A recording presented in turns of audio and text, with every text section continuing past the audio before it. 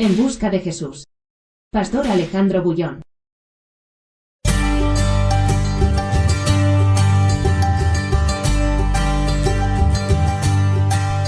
Génesis capítulo 1, el texto está a partir del versículo 9, Génesis 1, 9.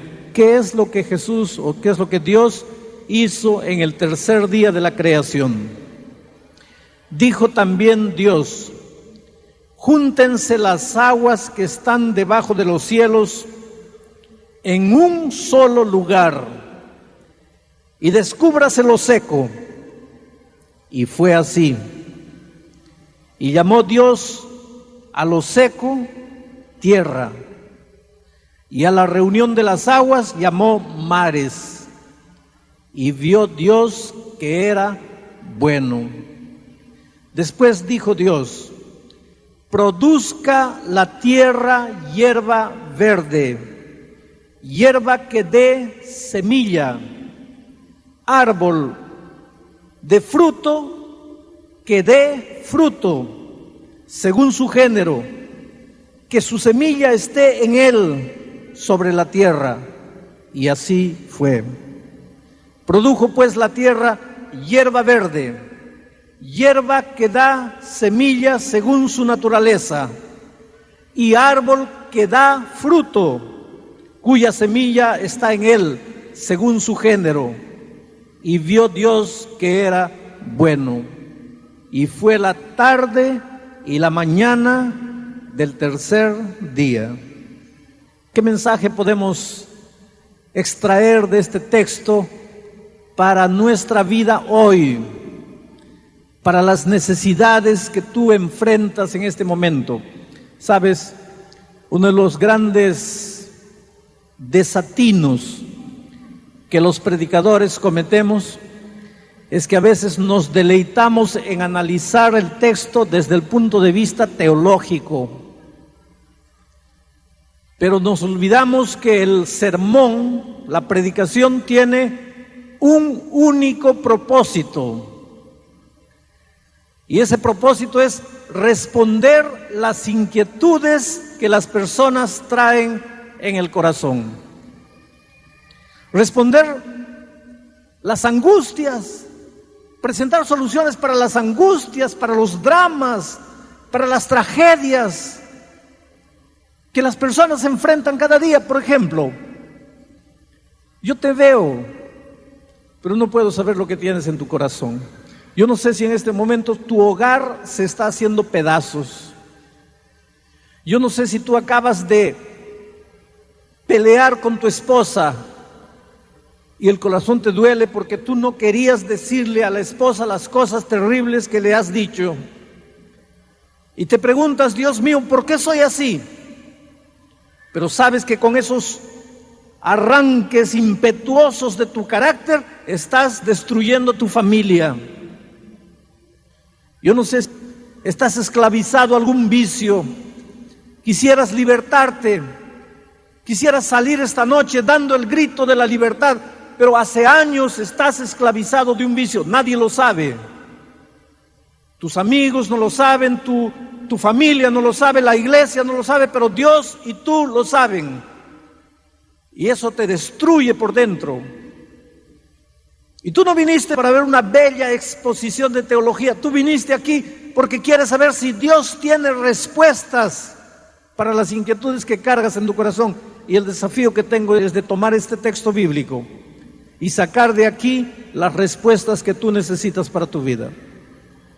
Y lo primero que me impresiona del texto es que cuando Dios creó las plantas y los árboles, una cosa bien contundente y clara que dijo fue la siguiente: produzca la tierra hierba verde, hierba que dé semilla, árbol de fruto que dé fruto. Quiere decir que desde la misma creación, lo que Dios estaba creando no era simplemente para crear. Lo que Él creó con un propósito. Creó los árboles para que den fruto. Creó la hierba para que dé semilla. no creó los árboles y la hierba simplemente por el hecho de crear. Había un propósito, y el propósito era que den fruto. Ahora traigamos este principio para la vida cristiana. Esta noche nacieron varias personas a través del santo bautismo, nacieron en el reino de Dios como nuevas criaturas. Y cuando Dios hace brotar de la tierra un árbol, lo hace brotar para dar fruto. Y cuando te hace nacer del agua, te hace nacer para que des fruto. Dios no hace nacer a nadie en la vida cristiana simplemente para sentarse en la iglesia y deleitarse con la palabra de Dios y con los himnos y la música. Dios hace nacer para que produzcas fruto. ¿Y qué tiene que ver eso con las luchas terribles que tienes en casa? ¿Y qué tiene que ver eso con el vicio que te esclaviza?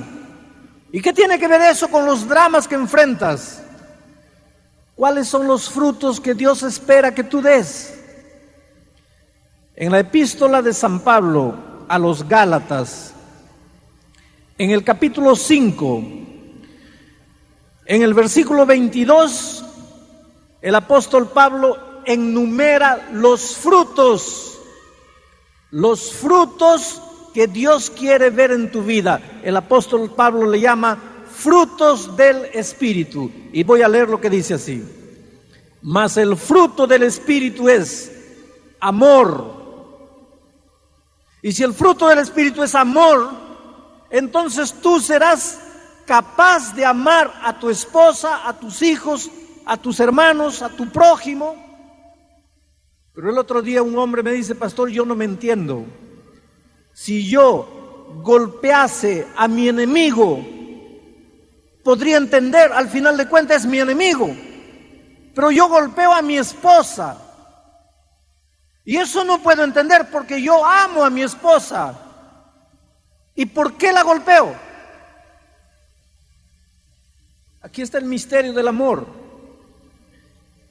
Otra señora me dice: pastor, estoy viviendo hace 20 años, tengo un buen esposo y tengo hijos maravillosos, pero no amo a mi esposo. Mi hogar es una tragedia porque yo no lo amo.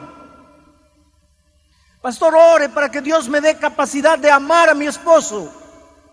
Y esta noche viene el apóstol San Pablo y dice: uno de los frutos que el Espíritu Santo va a colocar en tu corazón es la capacidad de amar. Cuando tú piensas que tu hogar se está deshaciendo porque no amas más a tu esposa o no amas más a tu esposo, o cuando tú piensas que no quieres ver a tu padre porque te abandonó cuando eras niño y tú odias a tu padre, tú no lo amas, tú no puedes amarlo, no puedes amar a un hombre que te abandonó, que te renegó. Entonces anda Jesús, porque el fruto del Espíritu es darte la capacidad de amar, darte la capacidad de aceptar a la otra persona, porque mientras tú no aceptes a esa persona, tú te incapacitas de ser feliz. No puedes ser feliz mientras cargues rencor en tu corazón. No puedes ser feliz mientras cargues violencia en tu corazón. No puedes ser feliz viviendo con alguien a quien no amas. Necesitas que en tu vida aparezca el fruto del amor. El amor es un fruto. El fruto del Espíritu es amor, gozo. Porque hay personas que se hunden en un pozo de depresión y no salen. Y viven llorando sus penas por los rincones de la vida. Y miran el mundo con un lente de pesimismo. Son incapaces de ver una rosa, solo ven los espinos de la rosa. Viven en un pozo de depresión. Porque no experimentan, no prueban lo que es gozo. Necesitan que en su vida aparezca el fruto del gozo. Paz. ¿Cuánto necesitamos de paz en el mundo en que vivimos? Pero ¿cómo puede haber paz en el mundo si no hay paz dentro del propio país? ¿Cómo puede haber paz dentro del propio país si no hay paz en el corazón de la sociedad? ¿Cómo puede haber paz en la sociedad si no hay paz en la familia? ¿Y cómo puede haber paz en la familia si no hay paz en tu corazón? Ahora, si tú no estás en paz contigo mismo, porque estás aprisionado de un vicio, porque estás escondiendo cosas de la sociedad, no quieres que la iglesia sepa, que tu familia sepa, pero dentro de ti eres un volcán de perversiones, de complejos, de traumas, no tienes paz. Y si no tienes paz contigo mismo, ¿cómo puedes tener paz con tu esposa? ¿Cómo puedes tener paz con tus hijos? ¿Cómo puede haber paz en la iglesia? ¿Cómo puede haber paz en la sociedad, en el país, en el mundo? Pero todo esto es fruto del Espíritu Santo. Benignidad, bondad, fe, mansedumbre, para que acabe ese tu temperamento irascible, ese tu temperamento de fuego, ese tu temperamento que ya te hizo perder empleos, que ya te hizo destruir hogares, ese tu temperamento que te llevó a la cárcel porque en una hora de locura mataste a un vecino. Tú que me estás escuchando por la radio en una prisión, ese temperamento que solo te creó problemas, para que la mansedumbre se apodere de tu corazón, necesariamente tienes que ir a Jesús para que Él produzca el fruto del Espíritu en tu vida. Templanza, frutos del Espíritu. La palabra. Contrariamente a los frutos del Espíritu, San Pablo menciona aquí los frutos de la carne y dice así: manifiestas son las obras de la carne, los frutos de la carne, que son adulterio, fornicación, inmundicia, lascivia, idolatría, hechicería, enemistad, pleitos, celos, iras, contiendas, disensiones, herejías, envidias, homicidios, borracheras, orgías, etcétera, etcétera, etcétera. Cuando hablamos de frutos buenos para la gloria de Dios, y hablamos de frutos malos, frutos de la carne que tienen que desaparecer de nuestra vida. Dios quiere que los cristianos nazcan para producir frutos, porque cuando Dios crea algo, lo crea con un propósito. Y en el jardín del Edén, al iniciar la creación, creó las plantas, las hierbas para que den semilla, creó los árboles para que den fruto, y colocó los cristianos en este mundo para que den fruto, los frutos del Espíritu Santo. Pero hay gente que se desespera porque no puede ver los frutos del Espíritu de Dios en su vida. Cuando el Señor Jesucristo estaba en esta tierra, estaba con hambre, Él y sus discípulos. De repente a lo lejos vieron una higuera frondosa, una higuera llena de ramas y llena de hojas. Y cuando una higuera está llena de hojas, tiene que tener higos, necesariamente tiene higos. Las higueras solamente no tienen higos cuando están secas, pero cuando están frondosas y llenas de hojas, tienen que tener higos. Y el Señor Jesús y sus discípulos se acercaron a la higuera, pero cuando llegaron cerca de la higuera, descubrieron que la higuera solo tenía hojas. Parecía que tenía higos, pero no tenía higos. Y la historia bíblica dice que Jesús maldijo a la higuera y siguieron su camino. Y al día siguiente, cuando salían de la ciudad, la higuera estaba seca. La grande pregunta es: ¿por qué Jesús maldijo a la higuera? Y muchos creen que Jesús maldijo a la higuera porque la higuera no tenía higos. Pero eso no es verdad. Jesús maldijo a la higuera no porque no tenía higos, sino que la maldijo porque no teniendo higos, aparentaba que tenía higos. ¿Y sabes cuál es la verdad que Jesús nos enseña en este incidente? Dios quiere que todo árbol produzca fruto. Dios quiere que todo cristiano produzca fruto. Y si no estás produciendo fruto, no estás viviendo el ideal que Dios tiene para tu vida. Y eso es malo. Pero aunque el hecho de que no tengas fruto es malo, no es tan malo como no tener fruto y aparentar que tienes fruto. ¿Y sabes cuál es el gran peligro que los cristianos corremos? Nosotros sabemos que los frutos del Espíritu son gozo, amor, templanza, paciencia, benignidad, bondad, fe, mansedumbre. Sabemos cuáles son los frutos. Y entonces comenzamos a fabricar esos frutos con nuestras propias manos. Cuando alguien nos hace algo que nos da cólera, inmediatamente nos acordamos, yo soy cristiano. El fruto del cristiano es paciencia, pero este me dio rabia y yo tengo ganas de darle una bofetada, pero me muerdo la lengua para mostrar que soy paciente, porque el cristiano tiene que ser paciente. Ese es un fruto fabricado. El cristiano no es paciente porque se muerde la lengua. El cristiano es paciente porque Jesús lo hace paciente. El grande peligro de los cristianos es vivir fabricando frutos con nuestras propias manos. Y miren ustedes la tragedia de la vida. Si en esta noche yo les presentase aquí un plato lleno de uvas, dos platos llenos de uvas naturales y uvas de cera, fabricadas en un taller, bonitas, grandes, aparentemente jugosas, y yo les colocase esos dos platos, estoy seguro que todos ustedes correrían a agarrar las uvas de cera, porque parecen bonitas, parecen grandes, parecen jugosas. Nadie correría a agarrar las uvas verdaderas, porque las uvas verdaderas generalmente no son tan espectaculares como las uvas de cera. Y sin embargo, cuando llegas cerca te vas a dar cuenta que estas, aunque no parecen bonitas, son verdaderas. Y estas, aunque parecen maravillosas, son falsas.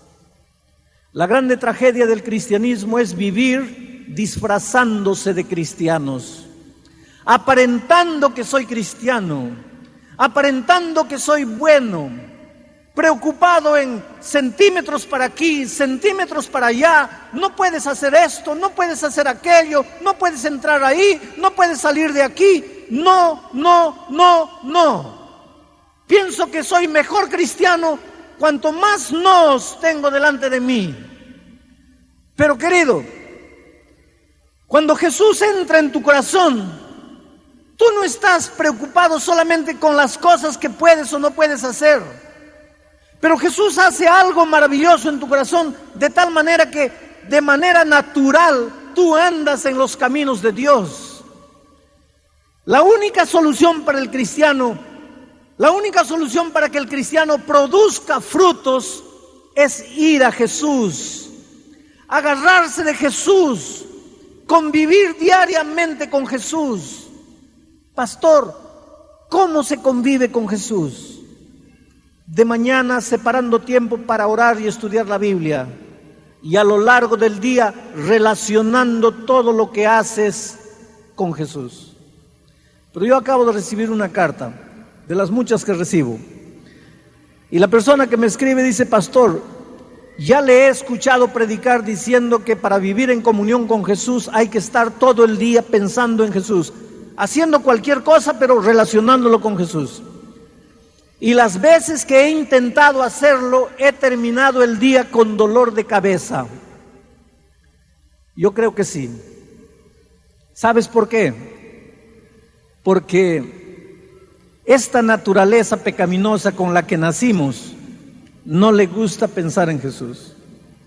No le gusta convivir con Jesús. A esta naturaleza le gusta aparentar, disfrazar, parecer, pero ser auténticamente no le gusta. Miren ustedes, nosotros a veces peleamos la lucha de la vida cristiana completamente equivocados. En Brasil un día, un muchachito se arrojó del cuarto, quinto piso del edificio donde vivía, pero se arrojó sonámbulo. Se levantó una noche, fue andando y cayó por la ventana. Y se quebró los pies, se quebró las manos y lo llevaron al hospital. Fue una noticia, salió en la televisión. la noticia del muchachito que sonámbulo se cayó por la ventana. Ahora, lo que me impresionó fue la respuesta de los papás, porque los reporteros de la televisión fueron donde los papás a preguntarles: y ahora que ustedes descubrieron que su hijo es sonámbulo, ¿qué van a hacer? Y el papá, con una santa inocencia, respondió lo siguiente: bueno, ahora que descubrí que mi hijo es sonámbulo, voy a mandar colocar rejas en todas las ventanas de mi casa. ¿Y qué pasa si la próxima semana el niño tiene que dormir en una casa donde no hay rejas? El problema del muchacho no era que se cayó por la ventana. El caerse por la ventana era el resultado de su problema. Su verdadero problema no era que cayó. ¿Cuál era su verdadero problema? Es sonámbulo. Pero el papá, en lugar de curarlo del sonambulismo, está preocupado en colocar rejas en la ventana para que no se caiga. Y los cristianos somos así a veces. ¿Sabes por qué hacemos cosas malas? ¿Sabes por qué nos gusta vestirnos mostrando el cuerpo? ¿Sabes por qué nos gusta adornarnos de manera extravagante? ¿Sabes por qué nos gusta comer todo lo que nos agrada al paladar? ¿Sabes por qué nos gusta entrar a lugares donde no debemos entrar? Porque somos malos. Nuestro problema no es que entramos allí, nuestro problema es que somos malos. Y la única manera de ser bueno no es cerrando los ojos y decir: no voy a entrar, no voy a entrar, no voy a entrar. La única manera de corregir nuestro problema es ir a Jesús y agarrarme de Jesús y no separarme de Él. Desde la mañana hasta la noche, vendiendo, comprando, trabajando, entrando, saliendo, manejando mi carro con Jesús. Pero el problema nuestro es que los cristianos sabemos de mañana orar y estudiar la Biblia, pero hacemos más o menos así. Después de orar y de estudiar la Biblia, le decimos a Jesús: bueno, Señor, tuvimos una hora maravillosa, ahora nos vemos a la noche, chao. Y nos vamos por la vida solos. Lo dejamos a Jesús en la casa. Allí nos paramos en el paradero del ómnibus a esperar el ómnibus. Y hay mucha gente. Y yo no sé, yo no salí aquí en las calles a ver cómo es en los paraderos del ómnibus, pero sé cómo es en Brasil y sé cómo es en Perú. Cuando ya el ómnibus está viniendo, todos se preparan, ¿no?, para entrar. Porque quien es más valiente y tiene más fuerza entra primero. Y cuando entramos, empujamos para aquí, empujamos para allá. Y el cristiano también hace la misma cosa. ¿Por qué? Porque oramos y estudiamos la Biblia, pero lo dejamos a Jesucristo allí. Pero tú tendrías coraje de darle un codazo al amigo ahí, o al extraño o al desconocido, si Jesús está contigo. No puedes. El problema es que el grande desafío del cristianismo no es que tiene que aprender necesariamente lo que tiene que hacer y lo que no tiene que hacer. Claro que eso es parte de la vida cristiana. Pero el grande desafío del cristianismo es aprender a no separarse de Jesús, porque en la medida en que tú no te separes de Jesús, los frutos del Espíritu se van a ver en tu vida de manera natural. Ahora, Cristo quiere que el cristiano produzca frutos desde la misma creación. Dios creó árboles para que den frutos, hierba para que dé semilla. Dios creó con un propósito. Y cuando Jesús salva para que des frutos. Pero nadie da frutos de la noche para la mañana. Y ese es otro asunto que nosotros tenemos que entender. En la Biblia hay un hombre llamado Juan. Un día llegó a Jesús cargando una de las personalidades más deformadas. Tan deformada su personalidad que tenía un apodo. Le llamaban el hijo del trueno. Ahora imagínense ustedes cómo era el carácter de Juan para que le digan el hijo del trueno. No era nada manso, era explosivo, era egoísta, hablaba feo, gritaba, explosionaba. Pero llegó a Jesús así hijo del trueno. Y se dio cuenta que cada vez que estaba cerquita de Jesús, no explosionaba. Pero cada vez que se separaba de Jesús, volvía a explosionar. Entonces pensó, mi única salida es estar al lado de Jesús y no separarme de Él. Por eso cuando los otros discípulos se iban a dormir, Juan se quedaba con Jesús. Por eso que Juan era el único discípulo que recostaba su cabeza en el corazón de Jesús. Por eso es que en la cruz del Calvario, cuando todos los discípulos lo abandonaron, Juan estaba ahí con Jesús. Porque había aprendido que él solo podía ser victorioso sobre su temperamento cuando estaba con Jesús. Separado de Jesús, estaba perdido. Pero un día Jesús resucitó. Reunió a sus discípulos y les dijo, me voy. Y San Juan se quedó triste. Yo imagino, la Biblia no lo dice, pero permítanme imaginar Juan yendo a Jesús y le dijo, Señor, por favor, llévame a mí. Yo no quiero quedarme, porque sin ti yo no puedo vivir. Tú eres mi única esperanza. Señor, si tú me dejas, yo estoy perdido, porque yo solo puedo vencer mi temperamento cuando estoy contigo. Cuando me separo de ti, no soy nadie. Y Jesús le dijo, no, hijo, vas a tener que quedarte. Tienes una misión que cumplir en esta tierra, pero mi espíritu viene y mi espíritu va a estar contigo, y estar con mi espíritu es estar conmigo. Y Juan se quedó y vivió al lado de Jesús a través del espíritu. Y cuando llega viejito lo encontramos en la isla de Patmos, y su apodo ya no es el hijo del trueno. ¿Cómo le dicen ahora? ¿Cómo le llaman ahora? El discípulo del amor.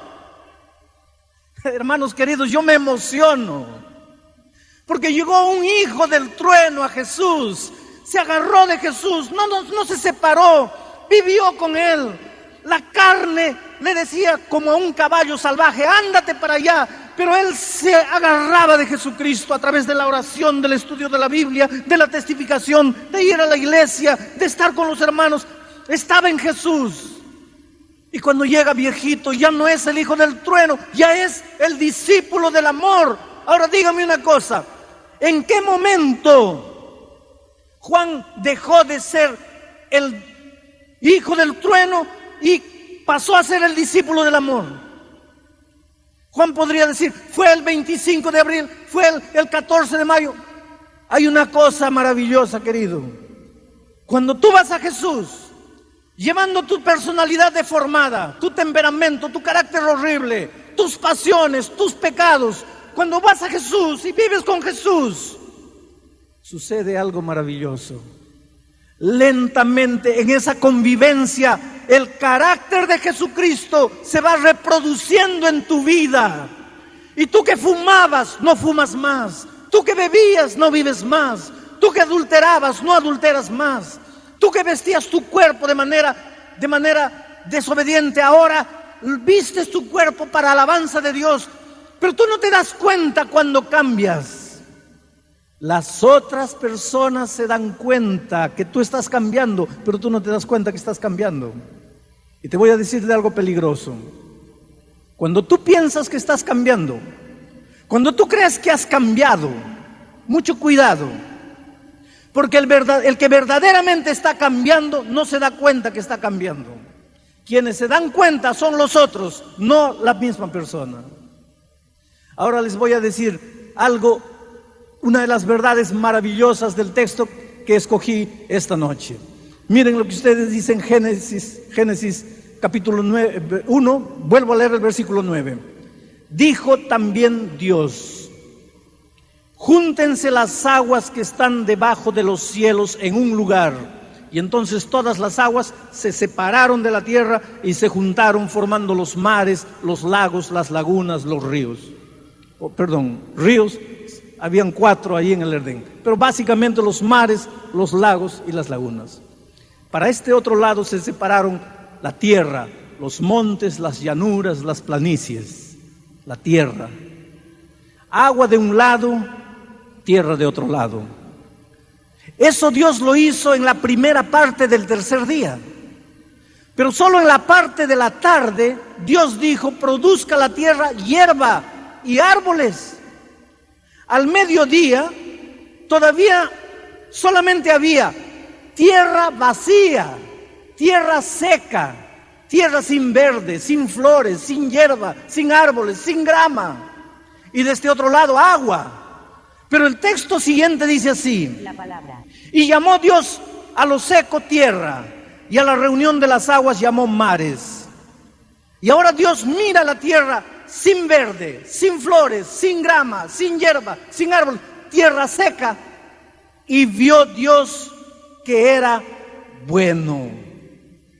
¿Cómo era bueno la tierra? ¿Cómo era buena la tierra si no tenía todavía vida? ¿Cómo era buena si no tenía hierba, si no tenía grama, si no tenía árboles, si no tenía flores? ¿Cómo es que la tierra era buena? Es que cuando Dios vio la tierra, no la vio como era, sino que la vio como Él sabía que la tierra sería. No la vio en su estado presente, la vio en su estado futuro. La vio llena de flores, de plantas, de verde. Ahora estaba seca, pero Dios la vio en su estado futuro. Y aquí yo encuentro otra lección maravillosa. Dios te ha creado para que des fruto, pero cuando Dios te ve en este momento, tal vez todavía no hay fruto en tu vida. Tal vez todavía tu vida es tierra seca. Tal vez no hay grama, no hay verde, no hay flores. Pero Dios ya te ve como lo que tú llegarás a ser por su gracia y por su poder.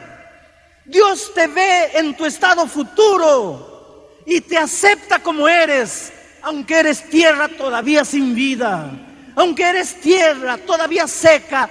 Dios ya te acepta como lo que llegarás a ser un día por su gracia. ¿Esto no es maravilloso? Y cuando yo voy a San Pablo, encuentro que San Pablo dice,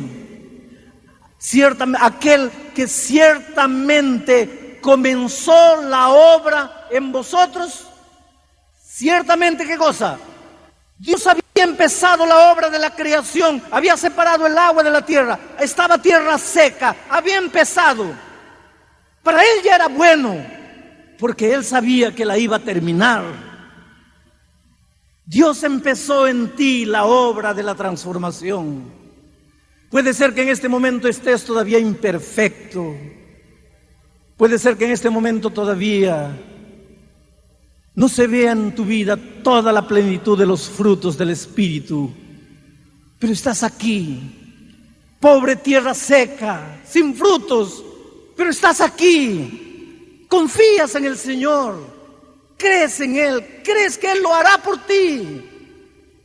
Y si tú no te separas de Jesús, Él que está comenzando la obra en tu vida, ciertamente la terminará. ¿No es maravilloso? No puedes volver esta noche para tu casa desesperado porque todavía no has obtenido grandes victorias en tu vida. Tienes que volver con la seguridad de que Jesús, el Jesús que te salvó, no conoce derrota. Tienes que volver con la seguridad de que Jesús te va a hacer victorioso en la medida en que tú coloques tu vida en las manos de Cristo.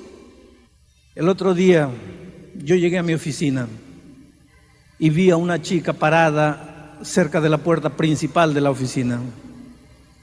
Me miró con timidez, le dije hola y seguí mi camino. Cuando llegué a mi sala, la secretaria me llamó por teléfono y me dijo, hay una chica que lo está esperando hace una hora aquí. ¿Podría usted darle unos 5 minutos? Le dije que pase.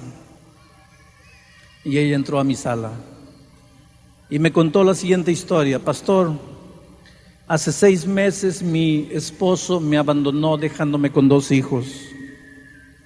Y yo sentía que me moría y comencé literalmente a enloquecer. Entré en un estado de depresión. Me dijo, yo soy la secretaria del jefe militar, del más grande jefe militar aquí de Brasilia. Yo soy la que coloca en orden todas las cosas. en el gabinete donde él trabaja. Y yo siempre fui una secretaria perfecta, un computador, una máquina, no cometía errores. Pero a causa del abandono de mi esposo, yo empecé a entrar en un estado de depresión, que empecé a fallar en mi trabajo. Mi jefe me llamó una vez, me advirtió, me llamó la segunda vez, la tercera vez me llamó y me dijo, mira, ¿qué te pasa? Y yo comencé a llorar y le dije, mire, estoy viviendo un drama familiar, y le conté. Y él me dijo, mira, yo aprecio tanto tu trabajo, porque tú eras perfecta en lo que hacías. Pero yo no te puedo mantener aquí mientras tú estés en esa situación, porque los errores que estás cometiendo están afectando el trabajo. Por lo tanto, te voy a dar un mes de vacaciones, aunque no ha llegado todavía el tiempo de tus vacaciones, pero tómate un mes. Enfría la cabeza, anda a una playa, descansa y vuelve cuando seas capaz de hacer el trabajo perfecto que hacías antes de estar viviendo el drama que vives. Y ella me dijo, pastor, yo me fui realmente a una playa para poder descansar, dejé a mis hijos con mi madre y yo me fui a una playa. Me quedaba todo el día en la arena mirando el mar y me sentía que cada día iba muriendo dentro de mí. Un día, alguien estaba acostado a mi lado en la playa, como a 2 metros, leyendo un libro. Y el libro se titulaba Conocer a Jesús es todo. Y le dije a ese hombre, ¿ya terminaste de leer el libro? Sí, ya. ¿Podrías venderme ese libro? El hombre me dijo, mira, yo ya leí, te lo regalo. Y yo empecé a leer. Y cuando leí ese libro, por primera vez vi una luz en el fondo del túnel de mi vida. Ese libro me devolvió la confianza en la vida, porque me mostró que aunque estaba todo oscuro a mi vuelta, había un Dios todopoderoso controlando mi vida, que yo no estaba sola. De repente empecé a ver los colores de la vida. Me dio ganas de vivir de nuevo, me dio ganas de soñar. Y antes del mes volví al trabajo transformada en una nueva mujer. Pero ese libro, me agarré a ese libro, me aferré a ese libro y llevaba ese libro al comedor. En la hora del intervalo del trabajo leí el libro, estaba en mi mesa en un momento libre, estaba leyendo el libro y de repente un compañero de trabajo en la oficina me dijo, ¿por qué lees tanto ese libro? Yo le dije, porque este libro transformó mi vida. Y mi compañero dice, ¿tú sabes quién es el hombre que escribe ese libro? No. Es un pastor que vive aquí en Brasilia, yo lo conozco. ¿Que tú conoces al autor de este libro? Sí. ¿Tú podrías conseguirme la dirección? Sí. Y pastor, fue así que yo vine y lo estuve esperando 1 hora hasta que usted llegase. Y yo quiero agradecerle porque Dios transformó mi vida.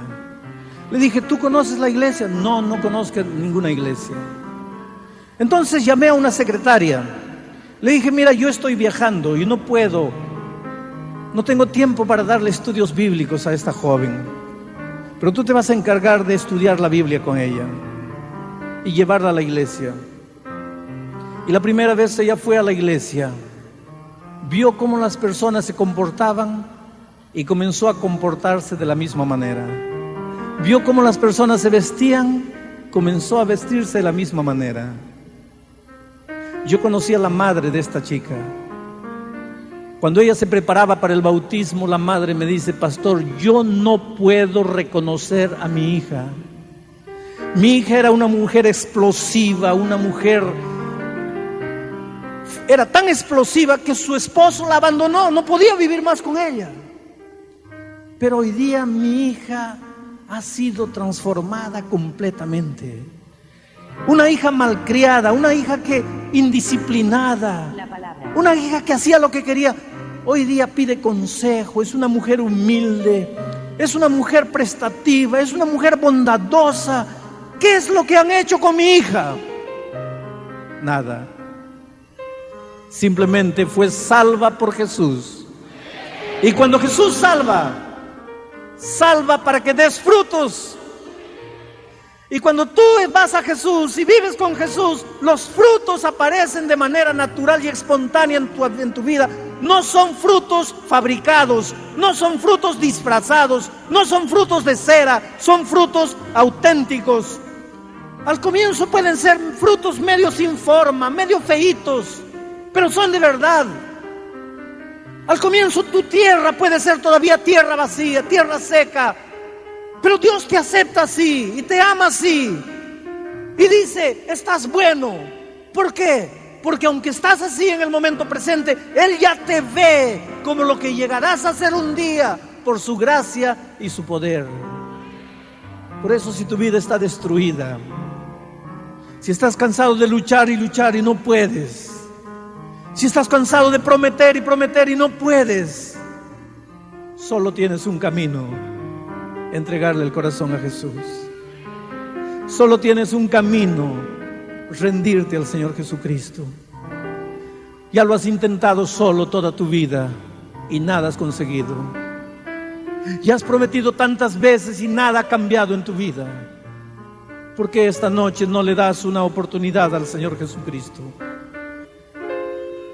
No vale la pena que te escondas atrás del cuerpo de la persona que está delante de ti, porque no soy yo el que te está mirando, no soy yo el que te está hablando, es el Espíritu de Dios.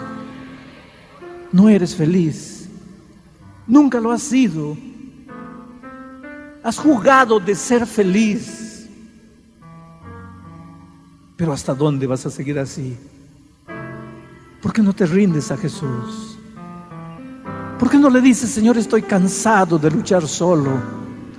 He perdido tantas cosas buenas en la vida por causa de mi carácter, pero yo no lo puedo cambiar. Oh Señor, ¿lo puedes hacer por mí? Ven a Jesús esta noche. Voy a pedirle a Sonete que venga para cantar.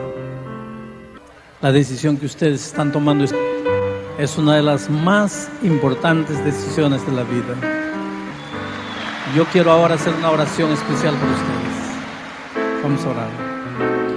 Oh querido Padre que estás en los cielos, mira a estas personas. Han venido aquí porque creen en ti, porque confían en lo que tú eres capaz de hacer por ellos. No los defraudes, oh Dios. Responde la oración del corazón de ellos. En este momento toca estas vidas. Acéptalos en tus brazos de amor. Míralos como el ideal que tienes para ellos, como lo que ellos un día llegarán a ser transformados por tu gracia. Aquí están imperfectos, pero creyendo en ti. Y al que cree todo es posible. Yo no sé lo que ellos necesitan de ti en este momento, pero si están buscando un milagro, una respuesta tuya, oh Señor, manifiéstate todopoderoso en estas vidas y responde las inquietudes de su corazón, en el nombre de Jesús. En comentario destacado tienes el link a la lista de sermones.